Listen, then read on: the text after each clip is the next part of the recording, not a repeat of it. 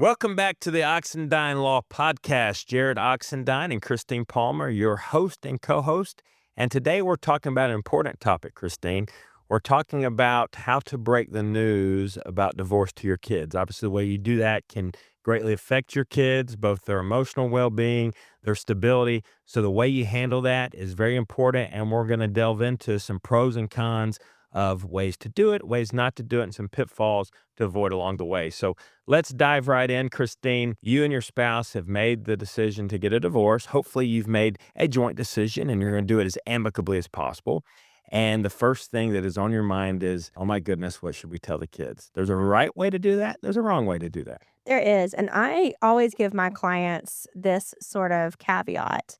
When I'm giving you advice, I'm going to be giving you two types: advice about law and advice about life. This is one of those times where those usually very closely coincide. So when you're talking about the law side, judges don't like you improperly involving your children in litigation. In fact, the standard language on a parenting plan even says it in there that you should not be involving the children in litigation.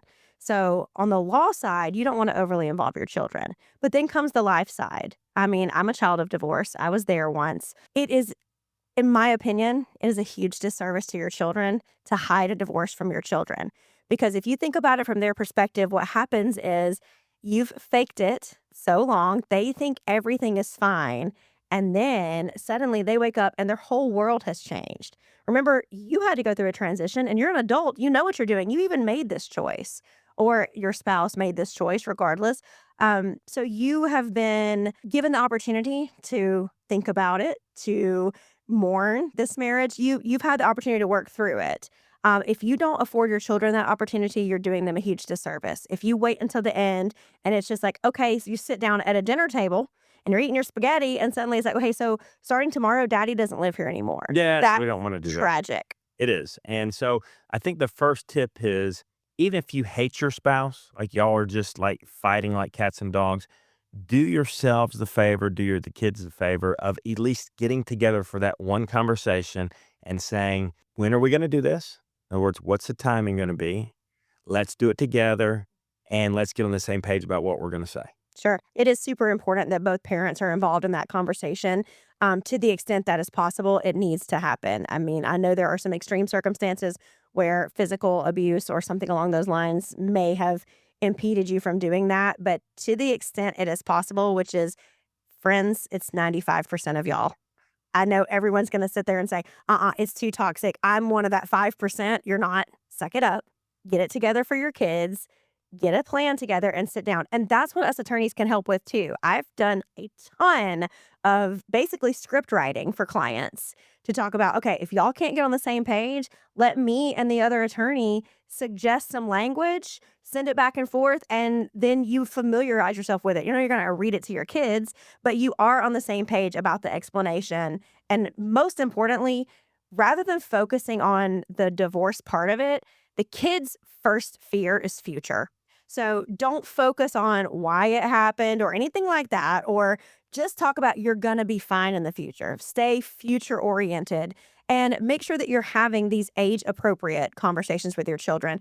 A lot of times there are children who are 14 and 15 years old. Look, you can tell them a lot. You don't want to tell them again about the details of why it happened, but talk to them like young adults when it comes to what's next. Because their fear is, am I going to have to change schools? Does this mean I'm not going to get a car when I turn 15? Because we're going to have, those are the fears that the kids have. So talk to them at an age appropriate level. If you've got younger children, you clearly don't want to be talking as detailed, but make sure that you know your kid better than anybody.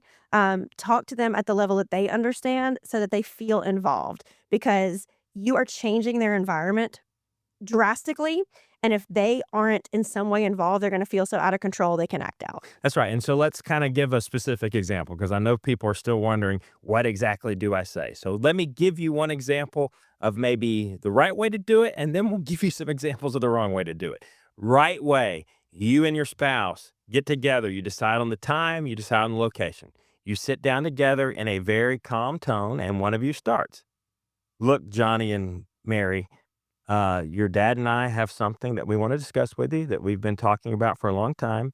Unfortunately, your mom and I have decided it's best for us to go separate ways, but this is totally everything to do with us. It has nothing to do with y'all. It's not y'all's fault.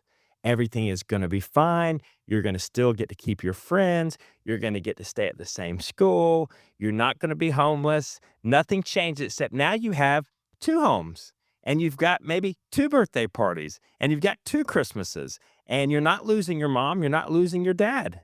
Everything is going to be just as it was for you guys, except mom and dad just aren't going to live together. And you're still going to get to spend both time with both parents. That would be one example, Sure. And it's depending on the age and maturity of your kids, of how you could have that conversation. Now, that's much better. Think about this scenario where mom rushes home to the kids and she tries to beat dad to the punch and she sits down and she says, your dad and I are getting divorced. He's an asshole. He doesn't love me anymore. This is all him. I don't want this divorce. It's all your dad's fault. Actually, he's been cheating on me for years and I just found out. So we are going to punish him and take everything we possibly can from him and get you out of this situation. Right. And then dad, maybe the next day sits down with the kids and says something completely opposite. Neither of what the parents have said is good. They've done it horribly. The kids are, like you said, are terrified. They're uncertain about their future. They're probably thinking it really is their fault. And all that could have been avoided if the parents had just been smart about it. Even if you can't get on the same page with your spouse to sit down and have the joint conversation, let's say you have the conversation separately. There's still a right way to do that. There is. You can still sit down and say, really the same thing I said earlier. It's just a one-on-one conversation instead of having the other parent there. Right. And remember that it's okay to tell your children that, hey, I don't actually have all the answers yet, but we're going to work all that out together. Because again, that level of inclusion lets them feel like things are not out of control. As long as they know it's going to be okay, just saying, I'm not exactly sure. We're going to have two homes. We haven't picked out the second home yet.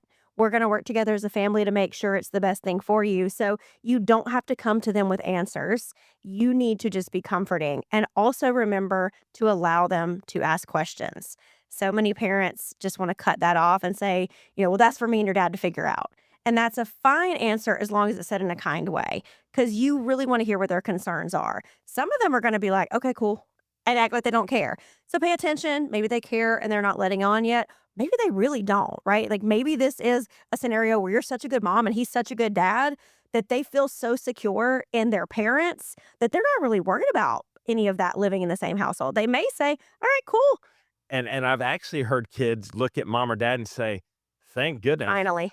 Finally. I was wondering how y'all were still together, and I was wondering when y'all were going to decide to break up because this household environment's been horrible. Yeah, and slightly older children, that's super common. They're relieved. Yeah. And actually, it brings me to a good point. How many times have you had somebody sitting in your office that's in a horrible marriage? It's a horrible, toxic household environment, and they say, God, I really need to get out of this situation, but I'm just going to stick it out for my kids. Yeah. I'm going to wait till they graduate high school, and then I'm going to file for divorce. You're not doing those kids any favors. You're ruining your kids. All the psychologists will tell you that it's much better to get the kids out of that environment and hopefully give them a chance to see what a normal, loving household environment is like before they graduate high school and leave the nest. Because if you don't, they think that's normal. And when they get in relationships, they're going to treat their partner or their spouse or their boyfriend or girlfriend the same way you were treated because that's all they know. Right. And I do remind parents that if you are not being your best mom or your best dad,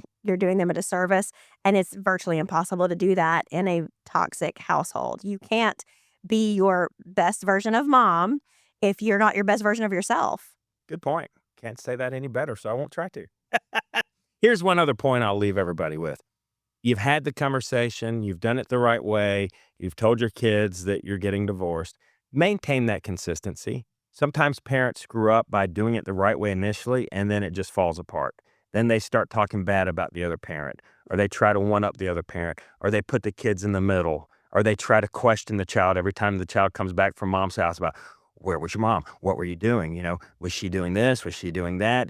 What did she feed you? Right. And then that just ruins everything. So maintain that consistency. And if your child is struggling, maybe you're doing everything you can the right way, but your spouse just keeps screwing it up. If you see your kid is struggling, get them in counseling. There's nothing wrong with using counselors. Counselors are very effective. I know some people see counselors as four-letter words. Counselors are very specialized. They know what to look for. They know what to say to your kids to get them back on track and help them understand this is not their fault, that this is just their parent. Right. And that's another time when having a very experienced divorce attorney will help you out. We have a huge network of counselors, not just for our clients, but for the children. And sometimes, you need to go another step further. Maybe we need some co parent coordination, some co parent counseling. Just because you're not getting along as parents right now doesn't mean that we can't work on improving that. And sometimes the first step of that is saying, all right, I understand I could be better at times too. So I'm willing to do that. So we have a ton of resources to improve parents' communication with one another, which by 100% of the time, no matter what, is going to improve your relationship with your kids and your kids' experience as they proceed through a divorce. Divorce can be tough on kids, but it doesn't have to. If you take the right approach, it can actually be done in a very healthy and positive way. We see parents all the time that actually are better friends once they divorce and separate than they were when they were together. And if you do that the right way and you have two separate loving households, that is always much better than having one single toxic household environment. So take these tips. We hope you do. It's one of the most important things we do in cases is make sure that the kids are taken care of and follow these words of advice so that you can divorce successfully and helpfully, not only for yourself, but also for the kids. Check us out. We're on all social media platforms. Hit that subscribe button if you're on YouTube so that you get notifications of all future podcast episodes. As always, we appreciate you checking us out and hanging with us. We'll see you next week.